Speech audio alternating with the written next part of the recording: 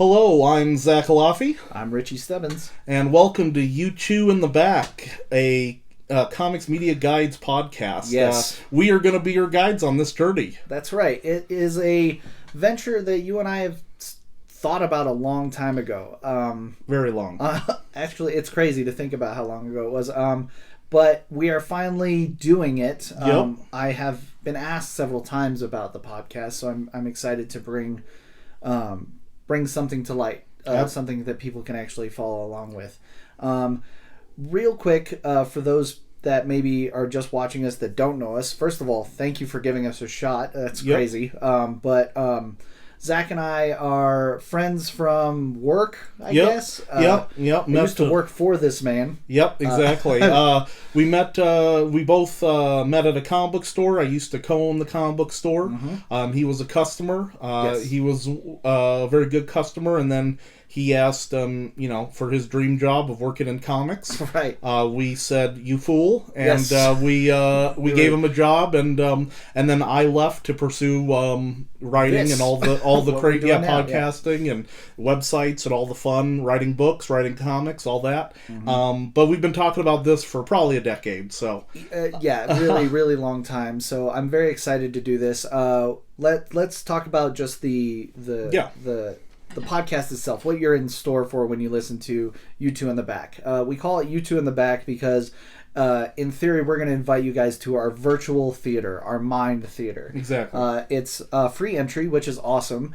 We watch older films, and hopefully you'll have watched it beforehand. Yes. But this is basically Zach and I inviting you along to us just blabbing everything we know about personally and a few tidbits that we got from the internet about a certain film of focus. So exactly. So if it's we would say if you've never seen any of these things, check them out. But if what we cover in this podcast, you want to watch with us, that's how you like to watch things with friends. Mm-hmm. That's kind of the vibe we're going for. Is if it's an old favorite, something you've seen a million times, but you want to sit and watch it with some friends sometime, then this is the podcast to go to. The other thing I always brought up is it's a great excuse to watch a film. There's a lot of content now. Yes. We are going to travel all the way back to the 70s in some cases, maybe even the 60s. Yep.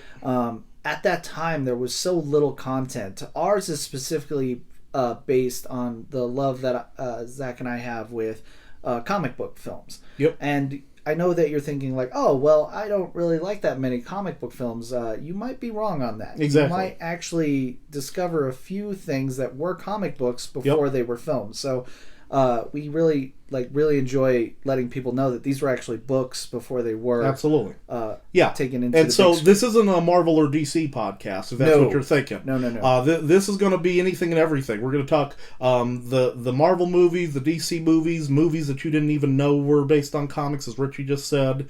We're going to talk about things that I think even just were based on comics and didn't even have a comic, because there's even movies like that. There's a whole genre, there's whole sections and whole different things that have been done over the years with TV and movies.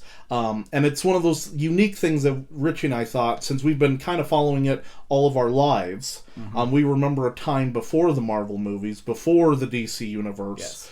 We remember a time when you got one comic book movie every 5 years, and that was what you got. That's what you had to talk about. That was it. So we kind of want to bring in that perspective as well. So if you're somebody who's been around the last 20 years and you've grown up with Blade and X-Men and the Iron Mans and all that kind of stuff, kind of give you a look back, but also kind of give you a way about how we think about it. Right, and maybe even appreciation for just the options you have nowadays that we potentially didn't have back then. So I'm very excited to invite you along. As to how you should listen to this podcast, there is no wrong way to listen to a podcast or hear our voices. So if you want to listen to this in your car or at the cubicle, just kind of remember the film. Knowing the film is going to help you out a little bit with listening to these. Exactly, yeah. If you don't know the film, I would suggest watching it beforehand. Yeah. And that way you can just really experience the art, and then we'll tell you all the nonsense behind it and kind of how the sausage is made from there. Exactly. But if you want, this is a watch-along podcast. Exactly. So typically what you're going to do is you're going to find your disc. You're going to find your streaming service. You're going to find your VHS if you're that into that. Excellent. Yes. And Laserdisc. That's right. And basically, we're going to start the podcast off with us going to the theater, kind of explaining. One, we're going to take you back in time. Yep. We're all going to travel back to the time it released. We'll give you all the cool stuff about it. Then I'll let you in on who directed, wrote it, how much money potentially it made. And all that good stuff, yep. And then we're going to get into the theater, we're going to buy our tickets, and go from there. And then we're just going to sit and we're going to watch. And so for today, since this is an introduction, we're not going to do a full film, but we are going to be doing one of Richie and my favorite episodes, I think we could say, just at the beginning, before we even watch it. One of the best single episodes of any animated cartoon and comic book cartoon ever, I think, in my opinion. And I mean, even if you go beside opinion, you can just go with stats. Exactly. Like the acclaims, accolades. This is all makes this one of the best episodes of this series, which in itself, the series is kind of genre shaping and honestly, if you ask me, I think it created a whole generation of comic book fans and 100 and diehards. So many Batman fans. So we're going to be diving into Heart of Ice today, from Batman the Animated Series in 1992. Yep. And let me take you. So Zach, yeah. Take us back through time. All right, let's do it. In the way back machine? On? Yes. All right, woo! Doodle-doo. All right, it is 1992. When the episode Heart of Ice airs, the hit song at the time, going through your boombox, is going to be November Rain by Guns N' Roses. If you're looking for something else to watch, if you're wanting to go to the movies, the number one movie at this time is Sneakers, starring Robert Redford and Sidney Poitier. And Dan Aykroyd, really great movie, recommend that one. And the news event, on this day, September 7th, 1992, baseball commissioner Fay Vincent resigns. What? Exactly. Back then, and 1992, wow. Yeah, that's crazy.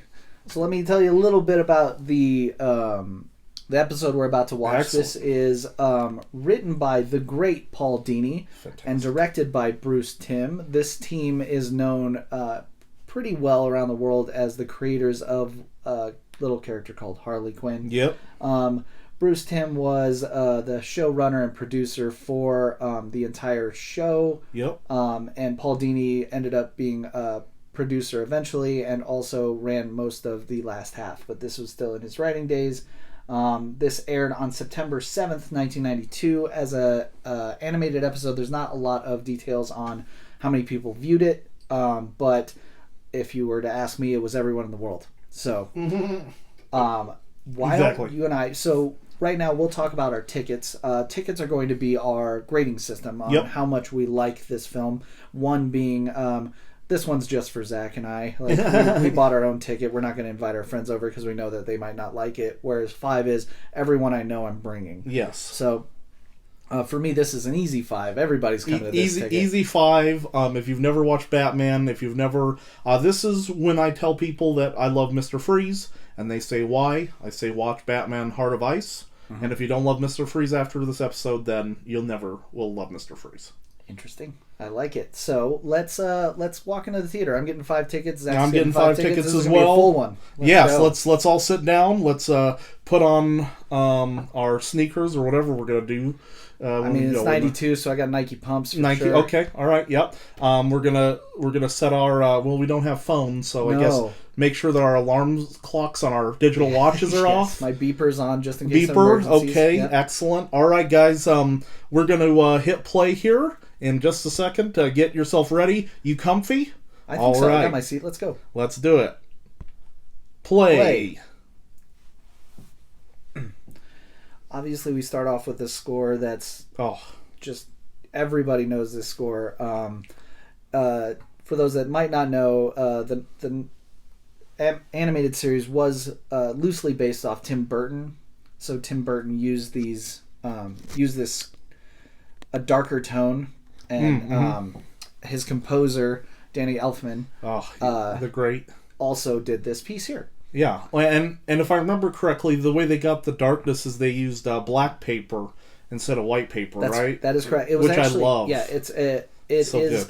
The whole feel, especially this, was actually used as a kind of like showpiece that the series could work. Yes, and they used it as the intro. I mean, we just saw a skip intro here on our streaming platform, and you can't skip this. Never. How would you? You never. Look at that. Look at that. Oh, that right here off the bat. Just look at that. So, interesting story here. Paul Dini wrote this episode, and he started with kind of a mantra. Okay. The mantra was a man that's so cold that he cries at the end of the film. And it was supposed to be tears turned into snowflakes. Gotcha. That was what he had in his mind. Yeah. Tears into snowflakes.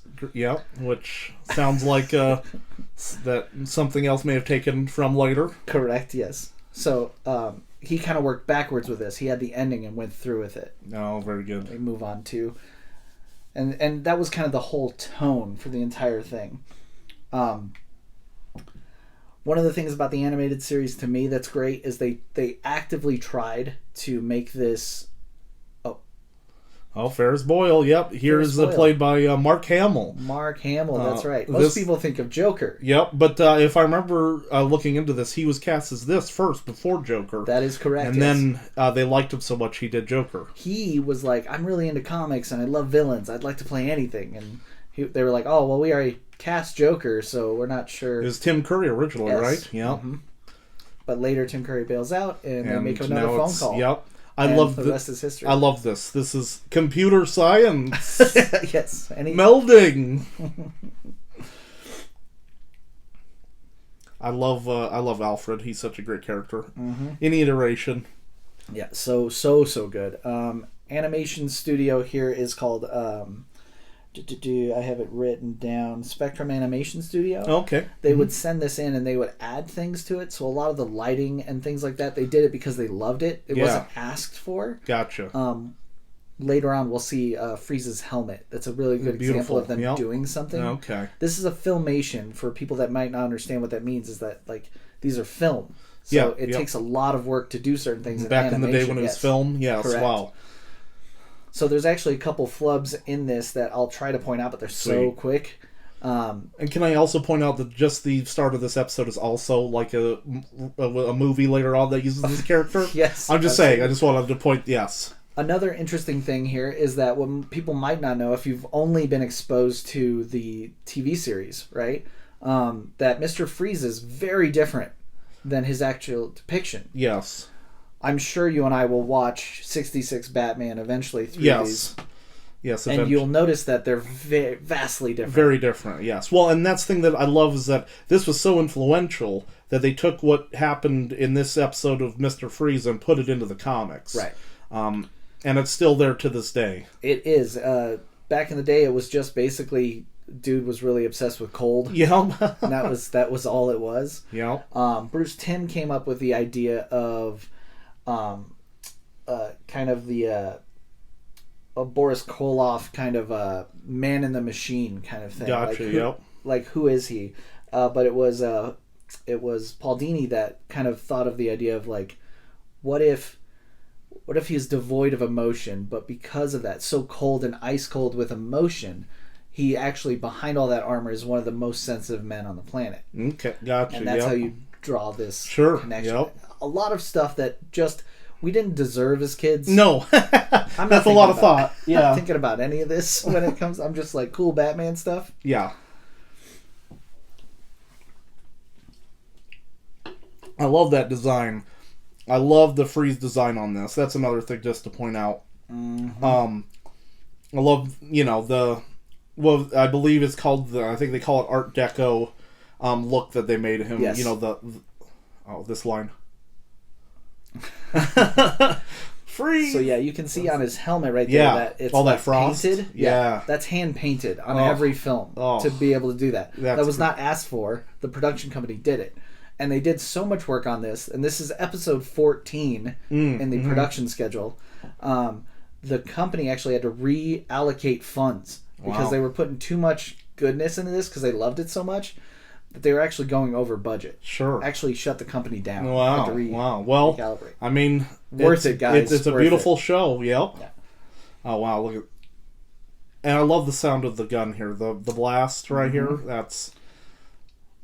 They get away with a lot of things with his gun in particular because part of creating a show for kids, you have to go through a lot of censorship companies and things.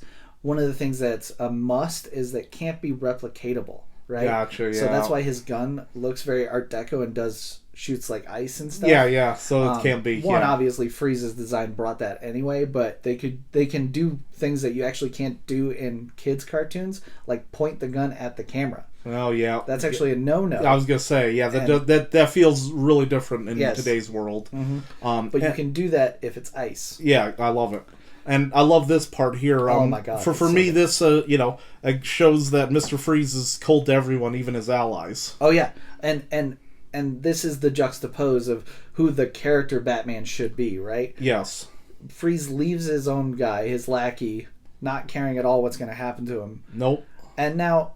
Batman's not all altruistic, and he does talk about it in this episode. But yes, he goes out and he helps this man. He doesn't chase Freeze. Yes, it's very heroic, and I like that a lot. Yes, there's a hidden benefit, or maybe the prime directive here is that he can find a way to battle the cold himself. Yep. But we have that. Yes. Well, and I was going to say that I love that. He has him right here in this. This little tank here, very Star Wars feeling right here on this moment. Oh yeah, well, they're about to do like the scene with all the gears and shifting and stuff. And yep. This isn't like Kreischer, like Fletcher films and stuff like that. It's just yeah, right here, all this, yes, yep, with all yes, so good. But yeah, I love this moment. And yeah, you could just see Batman is doing heroic stuff, not just. And now he has a cold, which that is also symbolizing everything has to deal with this cold. Everything is a little off balance, and I love that. Let's talk about Freeze and his voice for a minute. Oh yes. Did you know that this is Michael Ansaro? Yep. And his fantastic. They kept asking him, "Can you tone it down more? Can you tone it down more?" Wow. And he just had become this most monotone concept, and he just came without devoid. And it's such a brilliant performance. It's one of the best. It's up there. I mean, this whole series has a lot of great villain performances, but I definitely put it up there with him. And then this again, and I like this too. We get some Bruce Wayne doing some snooping as a Bruce Wayne level person. It's not always just Batman, because that's one of the things I've noticed, and I haven't really thought about it, but the last 10, 15 years it's been a lot more Batman, and Bruce doesn't do a lot anymore. Yes. And ironically, I'd say that comes from the fact of what Kevin Conroy, R.I.P., created with this character. He always assumed that this is actually Bruce Wayne performing. Bruce Wayne is the mask, and Batman's the identity.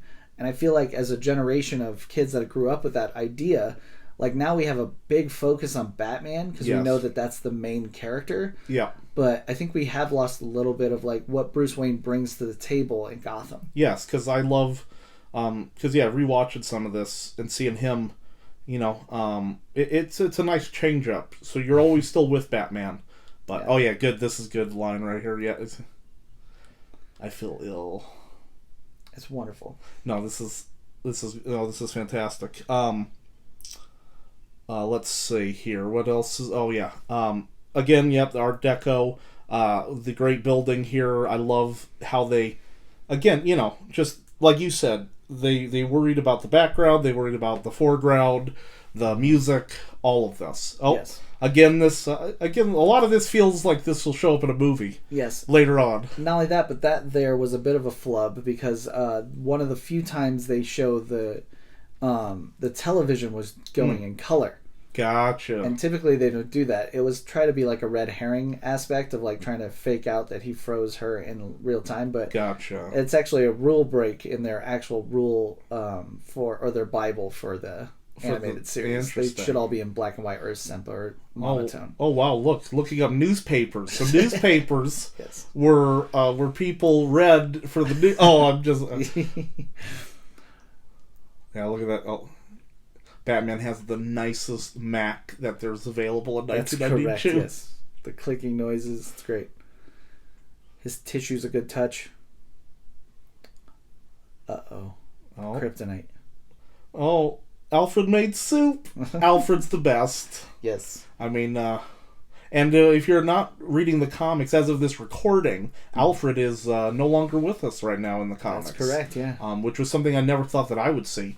And I love this.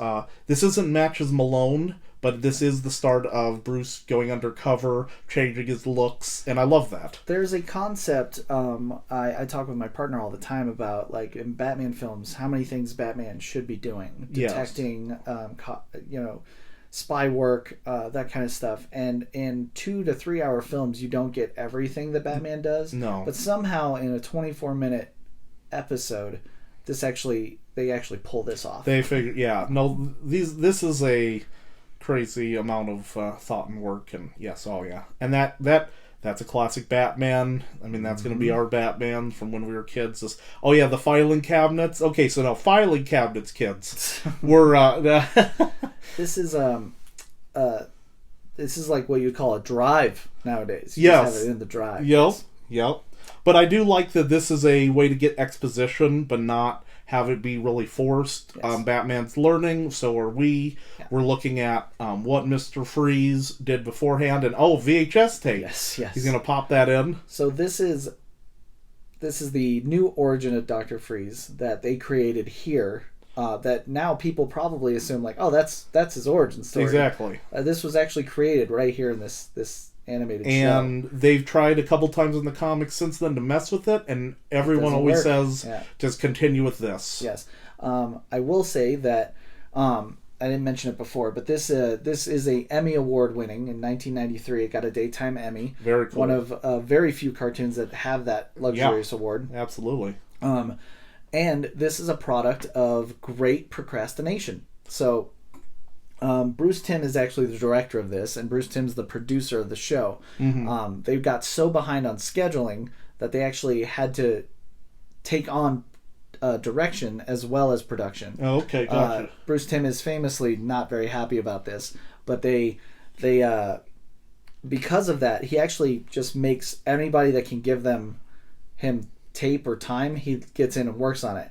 He dislikes this scene, which is a classic scene because it explains the origin. Yeah. But because he was not really directing as much as just getting it done, there's like 15 or 20 cuts in this tape for him. So is that why he keeps fuzzing in and out? Yeah, he was like, I wonder how many cameras Dr. Freeze had in the for his VHS moments here. Now that you point that out, there's a lot of cameras. There's a lot of angles. There's a lot of angles. Then someone edited it for him to make it fit continuity. Rough. That was really hard back then to do, guys. Back then with the VHS. Well, yeah. But that is cold-blooded stuff to take a man's strategy and then cut it to continuity. It's no good. I guess, and I love how simple these just little white dots of snow are. They're just perfect. Right here's going to be a blip on Batman's symbol. You're going to see it change colors. This is classic Filmation stuff when he tries to get out. So keep an eye on his chest. It's going to blink to a different color. Sweet. It does it twice in this episode. And it's just classic film. Oh yeah, no, Batman showing empathy. Great lines going on here. Andrea Romano is our voice director. Oh yeah, one of the special things, if you don't know already, one of the special things about Batman the Animated Series, it was filmed. The audio was recorded together. Yeah. Most of the time, people do it in a booth by themselves, just kind of watching the screen like we're doing right now. Exactly. Yeah. But with Andrea, she had every single cast member for every single episode just sit there and do it. So they could react to each other.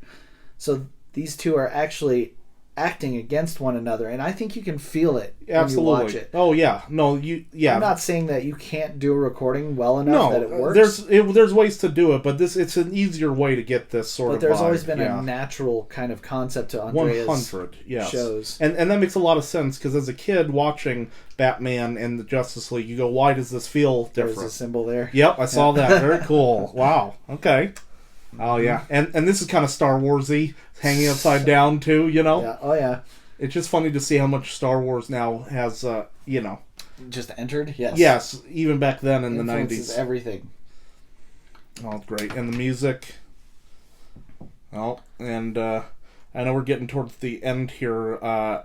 There's some setup here, which I... Real quick, this gentleman, this security guard, is also a gentleman named Kevin Conroy. Oh, very good. So he's about to... I love that he did so many different voices, not just Batman. Like, that was, correct. Yeah. Of course, he had to shine as this Batman. Gent here. Oh? It's Kevin. And again, watching this, I'm like, oh yeah, they took from this for the movie. Mm-hmm. Keith? Excellent. Yeah, so good. Big Freeze Ray. Mr. Freeze. Yes. His first appearance in Batman was 121. Batman 121. That's correct. All right. In 1959. Woo! All right. So he's been around a bit. A bit, yes. This is his original creation. That's great. And he's still around today. They just did a one-shot special called One Bad Day. It was all these one-shots that came out over the past year as of this recording. Yeah. And the Mr. Freeze one, I really enjoyed. All of them were really good. Yes. But the Mr. Freeze one is a great issue to pick up if you want to, just read a one-shot kind of a comic. And I'll go a step further. It created in 1959, but I would say established in this episode in 1992. Yes. Until here, he showed up a little bit in the 66 show.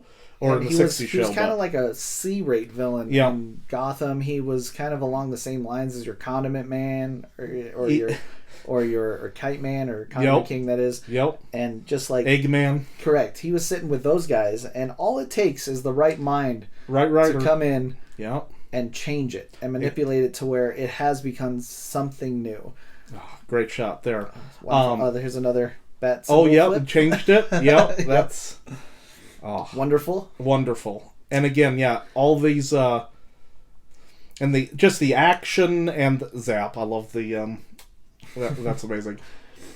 Yeah, got to get his belt back. There's some drama here. Excellent Batman moment. This is pulled right from Tim Burton's Batman. Oh, so good. They really like the animation style in this thing, and awesome. We get to watch this now in a digitally enhanced version. Yep. So you're not catching is there's a ton of spots blinking in and out and things that shouldn't be there that are. We live in a day and age where that's gone now. Yep. Because I don't know when you first saw this, but after schools on Fox Kids. Oh God, yeah. That's that's what we had. I was rushing home every day after school to try to hit this and catch this. It was truly it was nerve-wracking because I was so in love with Batman and I didn't think I'd ever be able to watch these again, No, you didn't. We didn't have anything like that. No. We didn't even have collected you could, if they collected it on a VHS, there was a potential you could get something with a couple episodes. Well, and even then, if I remember correctly, it was $20 for one 20-minute episode. And back then, that was a lot of money. That'd be $100 for. It would be $100, but it would be a smattering of whatever they thought was good. So it didn't necessarily mean that you'd have the episode you wanted, or in order either. Right? Oh God, no, not in order at all. Yeah. So it was nerve-wracking that I was like, oh no, I'm going to miss it if anything happened. And now you can watch all the seasons in order. I've watched this so many times. Batman doing excellent ninja work by trying to punch a man in a full-blown tank suit. And then a karate chop. Karate chop. Yes. I mean, if it works for Kirk, it should work for Batman. He should be able to do it. I do enjoy the fight here. And just like you pointed out earlier in the episode, there's a fight. When we were kids, they fought. Yes. Now there's not many fights. That is right. No. Oh, and see, I love the setup. Earlier, what did Alfred give him? Soup, hot soup. To and fight when you, what? the cold, It's and when you cold. put that on cold glass, what happens? If you've ever done this in your sink, which, I'm not going to say I've done, Yeah. but you put a hot water in a cold glass, it's going to shatter. It's gonna shatter everywhere. What is it?